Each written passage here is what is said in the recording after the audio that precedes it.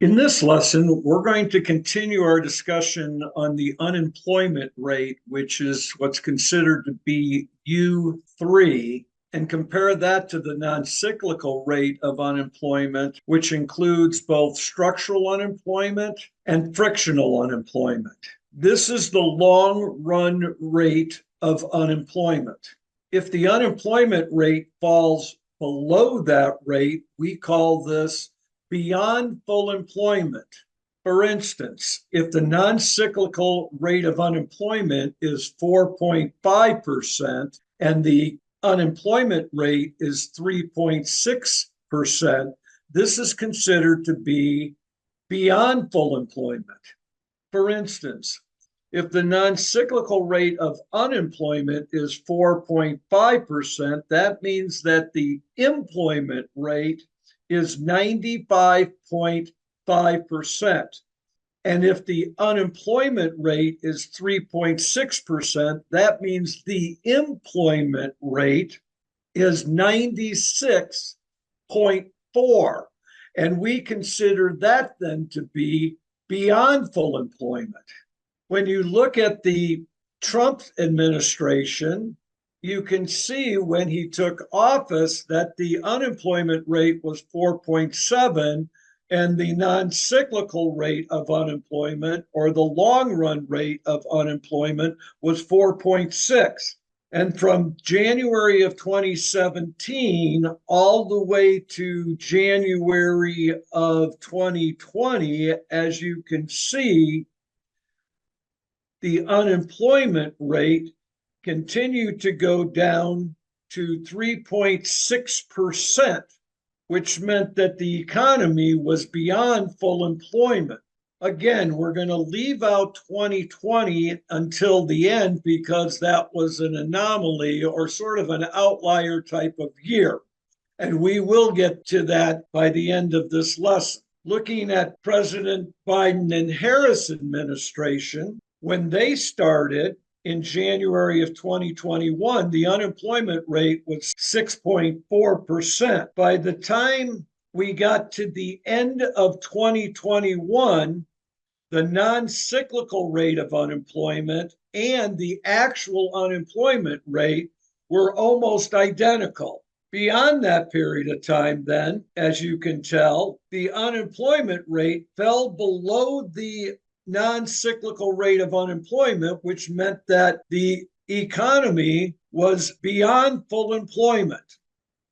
So let's keep going through the years until January of 2024, because we're looking at both presidencies during the first 3 years of their presidency. And as you can tell, both of the administrations had unemployment rates right at 3.6 to 3.7%.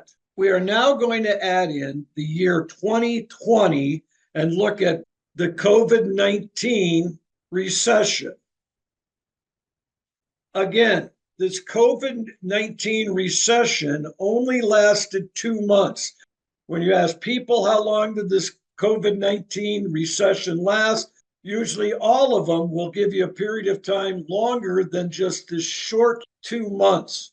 But this short 2 months was a devastation not only to the US economy, but to the world economies. So what we're going to do is we're going to look at the unemployment rates, and we're also going to look at what the deficit spending was in these particular years.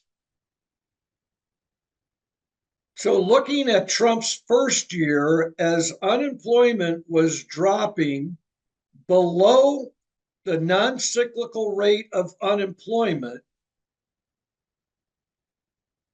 the U.S. federal government deficit for 2017 was $665 billion. Looking at 2018, as the unemployment figures started to get better and better and better, the U.S. federal government deficit was $779 billion. In 2019, as you see that the unemployment rate drops to 3.6%. The federal government deficit was $983 billion. When you look at now 2020, watch what happens to the unemployment rate. The unemployment rate in February was 3.5%. COVID hits the United States in February. The US economy goes into a recession. In March, the unemployment rate goes to 4.4%. And in April, the unemployment rate goes to 14.8%. Something has to be done immediately. Donald Trump initiates Operation Warp Speed so that we can speed up the process to get a vaccine ready for people to take. Again, the COVID-19 recession lasted only 2 months, shown in the gray area. Donald Trump passes the CARE Act, which costs 2.2 to 2.3, gets government checks out to everybody for the tune of $1,200 plus child care credits, and the unemployment rate starts to head downward rather quickly until the end of his term. In January of 2021, the reins are handed over to the Biden and Harris administration. In 2021 to December of 2021, the unemployment rate drops to 3.9%. During this year, the U.S. federal government deficit was $2.8 trillion, or $2,775 billion. So the economy now is beyond full employment. And in 2022, by December 2022, the unemployment rate is 3.5%. The economy is beyond full employment. The U.S. government deficit during 2022 was $1.4 trillion. In 2023, if you notice, from January of 2023 to December of 2023, the unemployment rate started to rise, and the U.S. federal government deficit was $1.7 trillion, or $1,694 billion, for a total of $5.8 trillion spent in that 3-year period of time.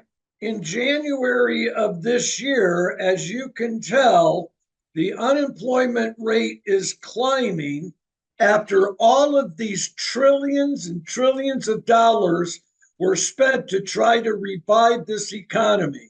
Now, when I look at these two graphs, here's what I see. I see Trump. He is from the private sector. He is with business, and he's a businessman. He got the economy moving, even though the deficits were rising from 2017 to 2020.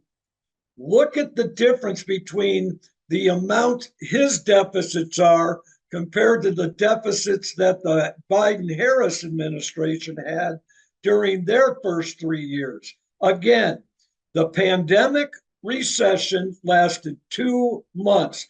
The only time that the federal government should inject money into the economy in great amounts is if we are in a recession.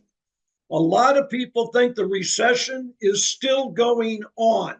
If you look at the Biden-Harris administration and you see the deficit spending that went on, that really should have begun to slow down as the economy got back to what was considered to be full employment. We're going to compare inflation rates in the next video.